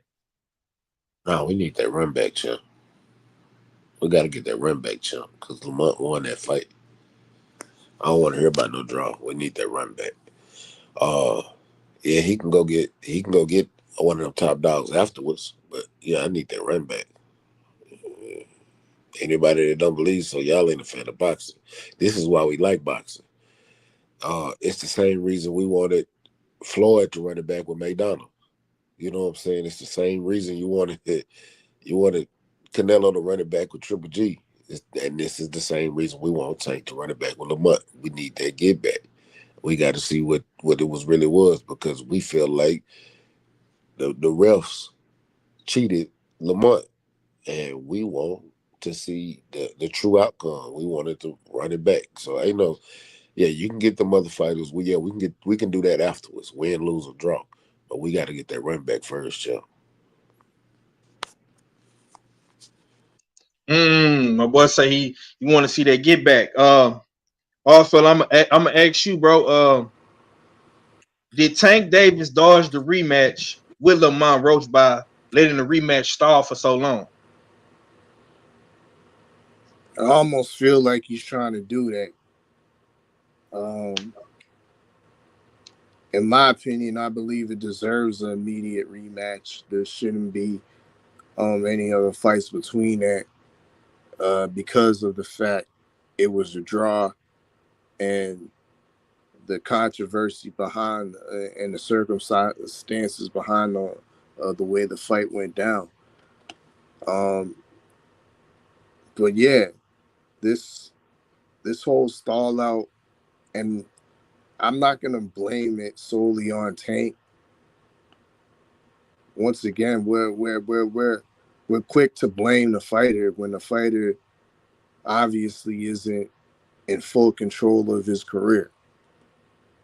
We have to put some of this blame on his handlers and the PBC for not being forthcoming with what's the plans next. We haven't got one piece of PR information in regards to this upcoming rematch that's been rumored and reported of being on the table for months now. Probably weeks after the outcome of the first fight, the speculation of the rematch would surface, and we still haven't got nothing in concrete from the PBC. But all we want to do is batter Tank day after day after day, and let the PBC and Tom Brown scot free. Not me, bro. Them niggas deserve some blame too. Them the same niggas that are holding up Lamont Roach's career because he's currently the WBA 130 champion. He could have easily went back and unified or dealt with the business he has to dealt with down at the lower division. If these are the negotiation tactics, I'm in the feeling that Lamont Roach should just almost step away from it, even though that this deserves an immediate rematch. If he has aspirations to get something done at 135, and guys like Shakur Stevenson are available to fight and willing to get it over the line, then he should do that. Then he should definitely do that, because the perception makes it seem like Tank's trying to and Tank's team and the PBC are kind of trying to stretch this negotiation out and ultimately trying to avoid the fight. But that's my take. Okay. I like that. I'm gonna ask you, KG. If Tank retires without giving Roach a rematch, how will history remember it, or how will you remember it? That's whole shit. You know what I'm saying? Because all right, we understand the hiccup with this damn fight was because, you know what I'm saying, you had legal issues. We understand that. I clearly understand that. And I didn't want your mind to be on anything but that. You know what I'm saying? You shouldn't have been thinking about boxing. But if you coming back, you got, like, Lamont is the first person you need to see. And then you need to show better use of the rest of your career. You know what I'm saying? You need to be making significant, actual significant fights. Because 35 is no longer, you know what I'm saying, where you can just then be picking and choosing or miscuing and bringing up guys from 30, unless you're going to try to see the likes of Mr. Gary or Lil Antoine, you know what I'm saying, Mr. Gary Antoine. If that's not the route that you're going, that's like, look, to be honest, one of the Russell brothers is the only thing acceptable to me if he doesn't come back and take the Lamont Roach rematch. That's the only fight. I'm not gonna say a Shakur fight. I'm not gonna say anybody else fight. I'm gonna say one of the Russell brothers because, like I said, it's still DMV. It's still in that area. If you can't get the Lamont Roach fight for whatever reason, or you're trying to avoid it, you need to go see one of the Russell brothers. That's my only exception. If he sees anybody outside of them three names coming back, I'm gonna damn talk shit. I'm gonna say something, and I'm gonna have all kinds of damn, you know what I'm saying, shit to say. And 5, You know what I'm saying? And I think I told Odd already. Y'all know I'm going up there to that gym next week. So if that shit is murmured in any way, shape, or form, I'm gonna have something to fucking say about it. Coach Kenny and Coach Cal, we're here for me. Yeah, we all gonna have something to say, man. Agreed. Salute to the homie Behold. Salute to the homie Ravens Nation in the building. Salute, bro. I'm gonna just say this, man. To overall summarize the things with Tank and Lamont, man. And I would love to see that rematch. I think Lamont Roach deserves it. But at the same time, bro, move on with your career, bro. You've been sitting out the ring for almost 6 months, man. It's time to get back. It's time to get back active, man. You know, if you want to campaign at 35, do your thing. If you can try to get a Shakur Stevenson in the ring, maybe a Floyd Schofield, maybe a Cepeda, Abdullah Mason. You know what I'm saying? If you want to try to campaign at 35, then do your thing outside of the Tank Davis, man. But you also got 130 to think about too. I mean, that's still a slept-on division in boxing. You got guys like Navarrete. You got guys like O'Shaquie Foster. I'm hearing Cool Boy Stealth might move up.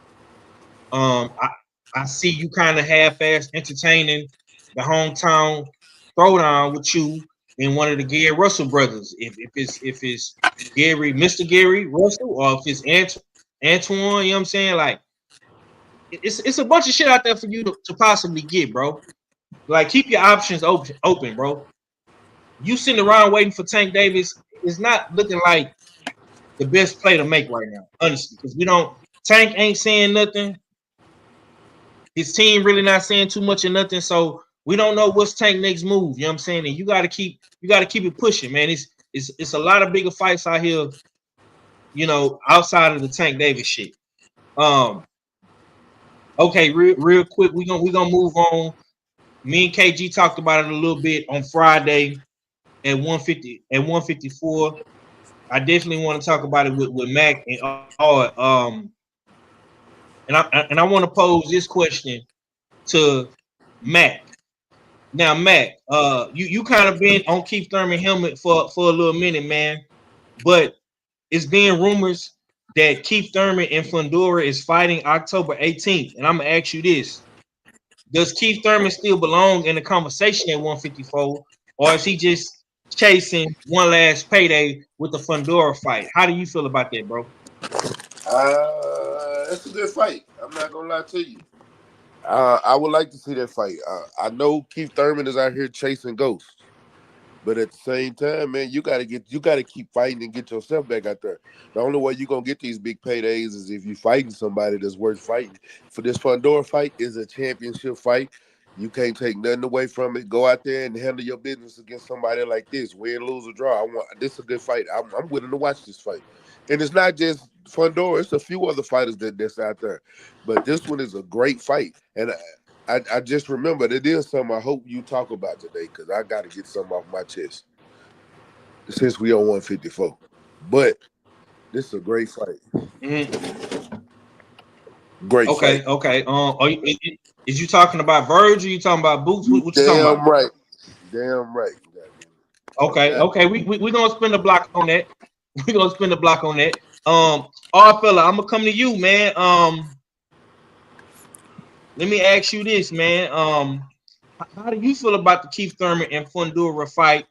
And I got another question for you, man. Who should be the face of 154 right now? Should it be a Boots? Should it be a Vergil? Should it be a Fundora? Should it be a Keith Thurman? I mean, he does have the seniority out of all of the guys, but what's your take? The current face, if you can call it that, would be, I would say, Fundora. I think he has the most seniority and he has the most belts in the division right now. I think he's faced the most credible and top 10 tier opposition. So yeah, I think Fundora, if you're gonna put a face to it, he's forming it. His face is forming most of it right now. The Keith Thurman fight, I think, is a very interesting fight. I think it's I have to give a salute and credit for Keith Thurman for taking this type of fight at this stage of his career. He could have took an easier fight. Fundura's leveling up.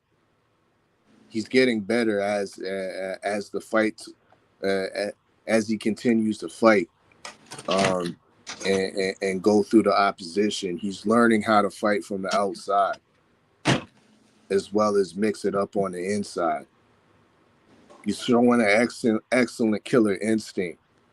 So this is a very dangerous proposition for Keith Thurman. But if he's able to, because I'm a fan, I'm a big Keith Thurman fan, and still in my opinion, this would be upsetting the apple cart if Keith Thurman comes out with the victory. I think he's going up a steep hill, not a hill, a mountain in Fundora in this fight.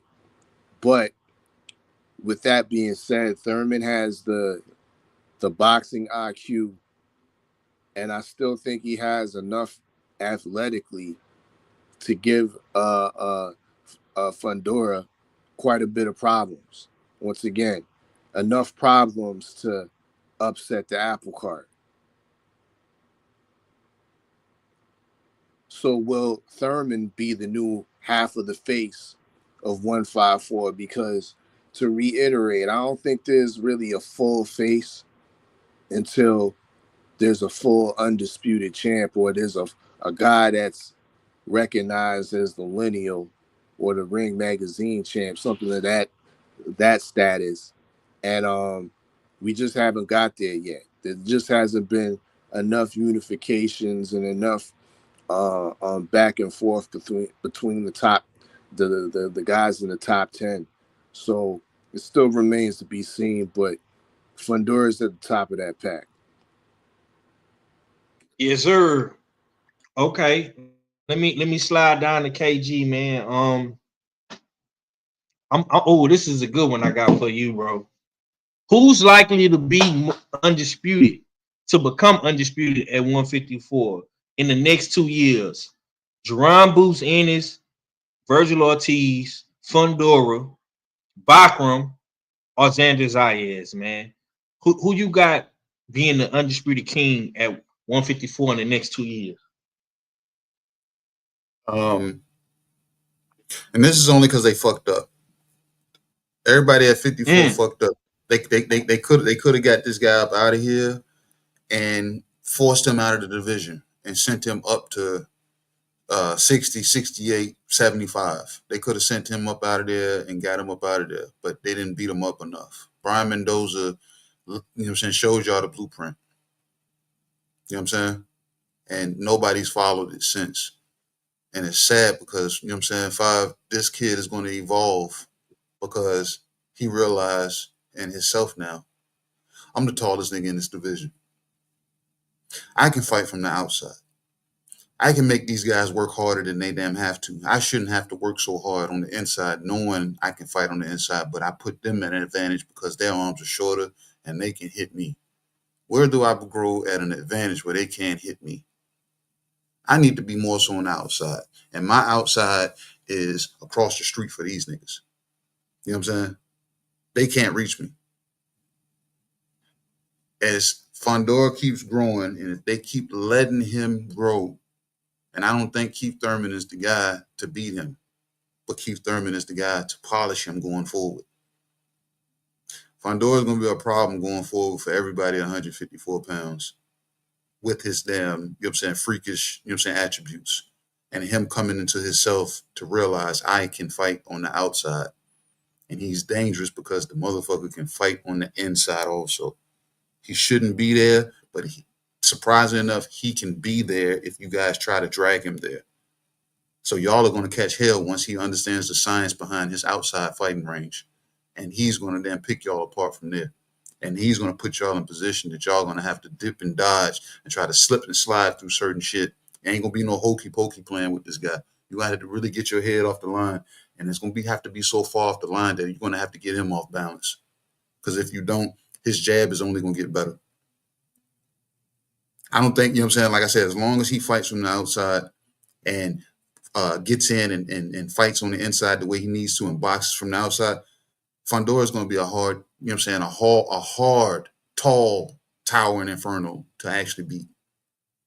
Like I said, I think they fucked up by not damn beating the shit out of him when they had the opportunity to, when he wanted to stay on the inside. He's learning the outside, and he's going to keep learning the outside. And if he's getting put in the ring with these names that you just named off going forward, he's only going to get better as long as he stays on the outside. He doesn't have to knock these guys out. As long as he's able to utilize his long reach from the outside, them guys are going to be swinging the air. So Fundora is going to be, I got Fundora being the last man standing if he keeps evolving his game, you know what I'm saying, to be more adaptive to his outside, you know what I'm saying, game. 6 foot, whatever, 81, 83 inch reach. Tall task. Somebody's going to have to beat him the fuck up and run him out of the division. And he's going to have to go up. So, but at 54, he's going to be the guy. Yes, sir. Okay, man, we're going to slide back to Mac, man. He say he got some shit he want to get off his chest about the 154-pound division. I'm going to ask you this, bro. With everything that's going on right now with the Xander Diaz and back and forth with Verge, Boost Ennis fighting Lima, Fundora, Keith Thurman possibly fighting, you know what I'm saying, Verge and Boost possibly fighting next year. Is 154 still the most dangerous division right now in boxing, pound for pound? What's your take, Matt? Salute to Big Joe. Most definitely, it's still a pound for pound division. Sorry, I'm cooking breakfast over here. I gotta get myself together. But yeah, it's still the most dangerous division in boxing. And I seen that shit that our fella put in the goddamn chat earlier, and that shit kind of pissed me off because I'm sitting here looking at this shit, and I'm like, nigga, did this motherfucker just say? Did this motherfucker really just say that was a bad 50-50 was a bad deal when you fighting somebody who make more money than you, who's already a bigger draw than you, who's already headlined a few times and sold out arenas in Dallas in Vegas, and you saying that's a bad deal? And he offered you to fight, but you telling him he's lying? What kind of sense does that make? A lot of these fighters is tripping on themselves. Like, I know you want money, but granted you are the champion, but shit, he is the draw. I done seen plenty of times where the champion don't make nearly as much as they supposed to, and you people still learning who you are. You are not this motherfucking draw, and you about to fuck up your bag. And then you want him to come to Puerto Rico? Nah. I don't get it, man. I think Vergil should just go on with that Erickson Lubin fight. Because that'll get his ass ready for Boots. Because Xander tripping himself. Like, for real. I don't know what the hell wrong with that boy, man.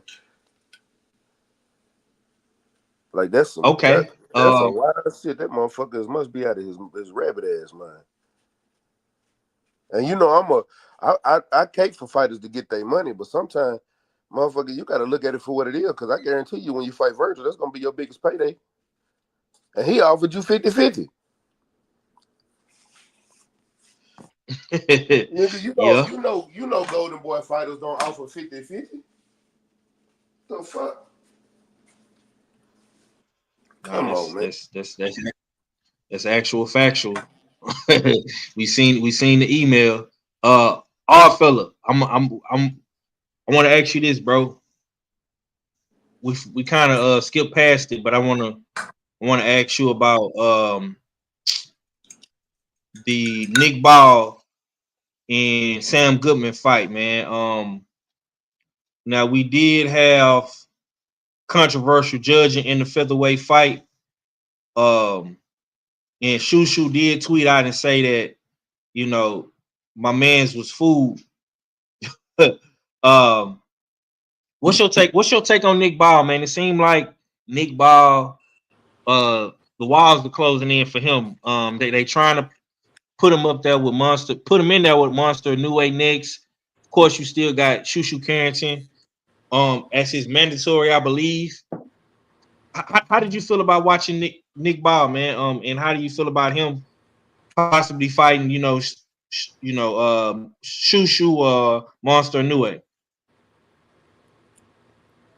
I wasn't able to see the fight in its entirety, but given of what the people have been saying, it wasn't the most impressive or clear-cut dominating victory that we've seen from Nick Ball.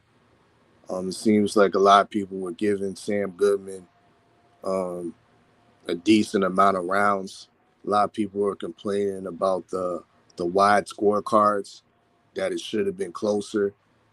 But as far as Nick Ball goes, he's going to be definitely celebrated, especially right now, being that I think he's the UK's only world champion right now.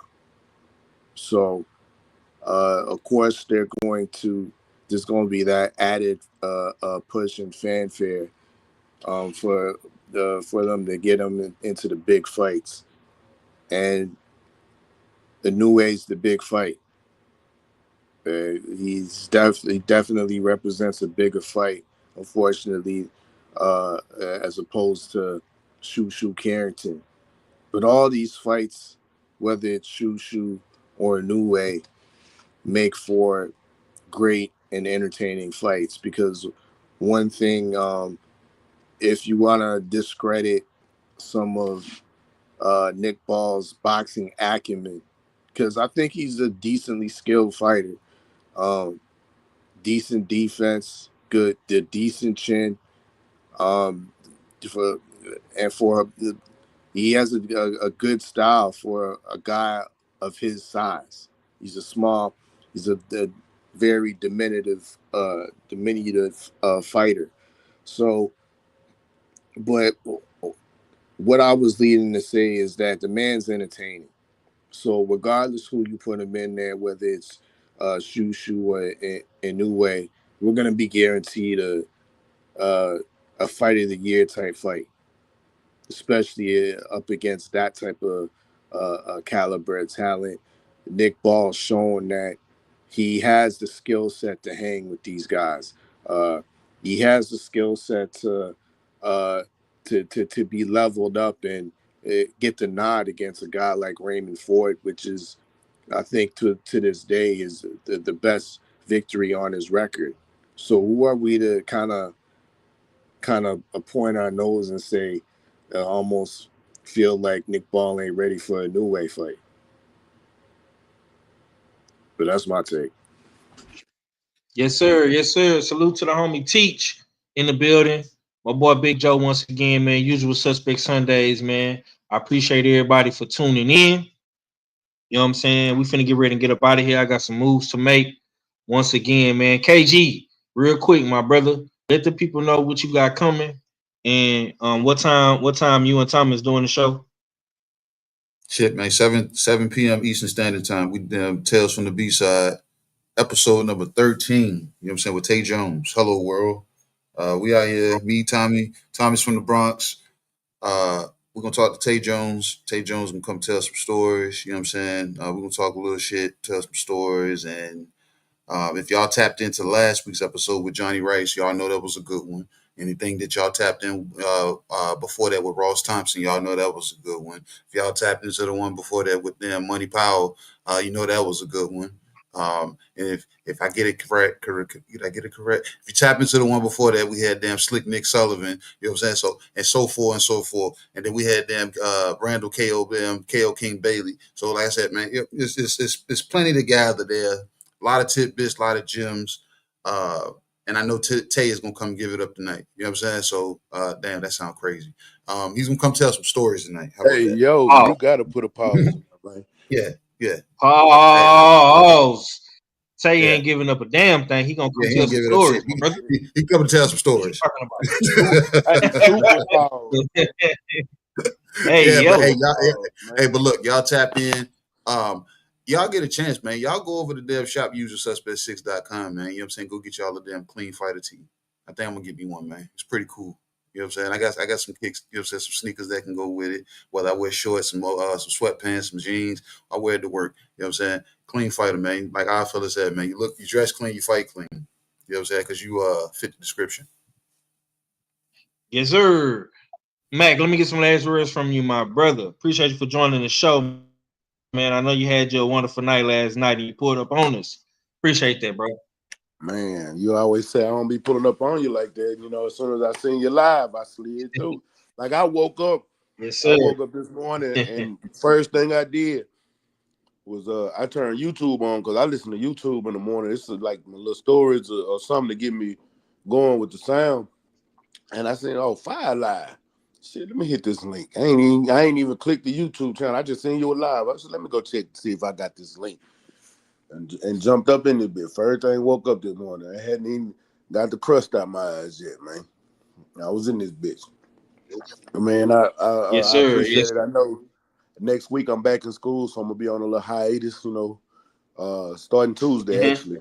So I got 3 classes this semester to finish it out. But yeah, your boy getting ready to get back in school, man. But y'all will see me around. I'm pop in and out when I can.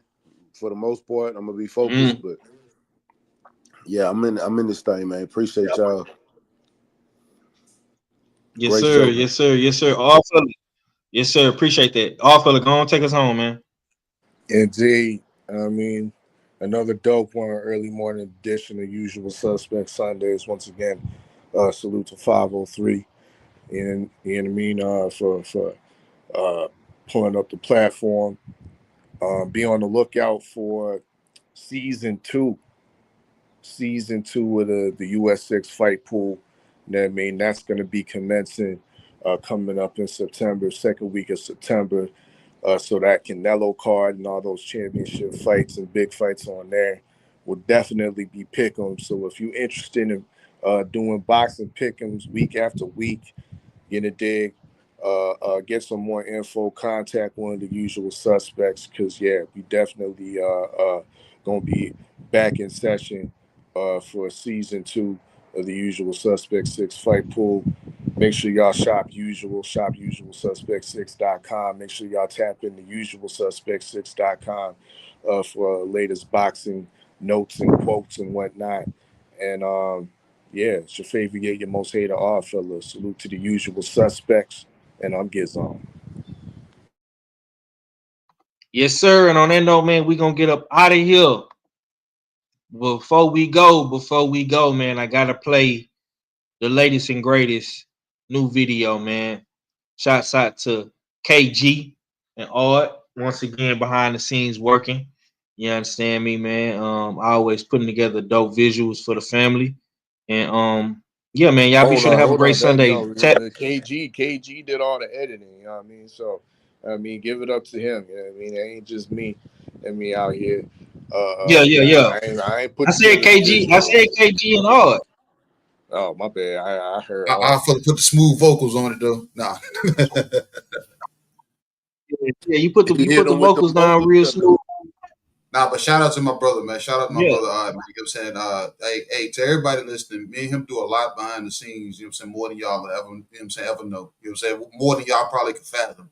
The work that we do will frustrate a normal fucking man. You know what I'm saying? So we are, you know what I'm saying, working endlessly behind the scenes. So, you know what I'm saying, when we get to y'all, we put something out, man. You know what I'm saying? Just know it's coming. It's deep from the heart. You know what I'm saying? Yes, sir. On that note, man, we gonna get up out of here, man. Much love to the chat, man. I appreciate everybody for tuning in. Y'all definitely ran the numbers up today. And hey, man, keep that same energy, man. When you see your boy pop back up and do a show, man. I got some shit in the works. You know what I'm saying? So y'all definitely gonna be seeing more of me. And y'all be sure to go support my brothers, man. Thomas, and KG. You understand me, man? Of course, bullshit on the Beltway, Cadillac Red Views from the Lex Supreme Beast Boxing Talk as well. And yeah, man, we finna get up out of here though. Deuces. Y'all get an opportunity at the belt for once again. We so blessed to fight him. Listen, we're giving you an opportunity. He got the belt. Listen, He got the belt. He came to y'all. He got the belt. He did not come to. That's what you say. He did not come.